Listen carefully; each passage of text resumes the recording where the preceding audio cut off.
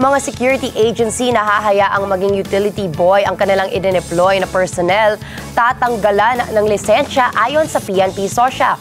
Si Vin Pascua sa detalye.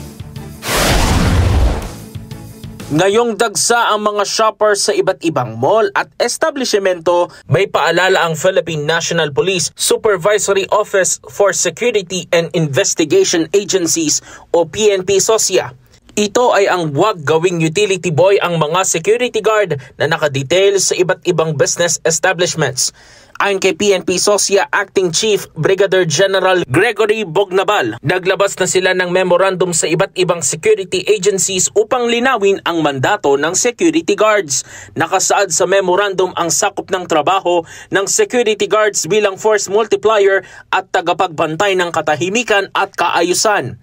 Palabas po uli kami ng aming mga advisory, sa utos na rin po yan ng ating Chief PNP, na itong mga gwardiya natin dapat ay magamit natin yan doon sa tamang trabaho nila. Kasi po may mga mandato din sila na dapat lang nilang gawin.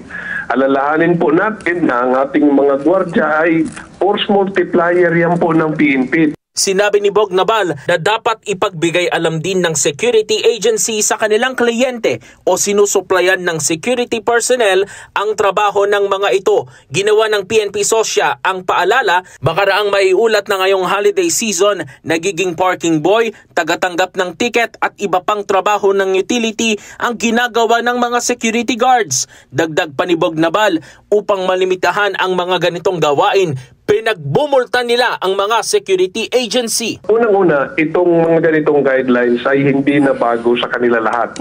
Alam po nila yan, alam po ng mga gwardiya, ng agencies, alam po ng mga facilities yan. Ito po ay pinapaalala lang namin sa kanila. Busy-busy po lahat ang ating mga gwardiya.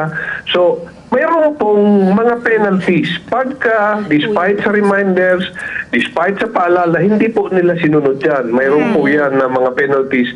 Mayroon kaming mga light offenses. Sa mga light offenses, ang multa ay mula 5,000 pesos, 10,000 pesos at 20,000 pesos. At ang ikatlong penalty ay mare-revoke ang kanilang lisensya. Ma'am, may multa.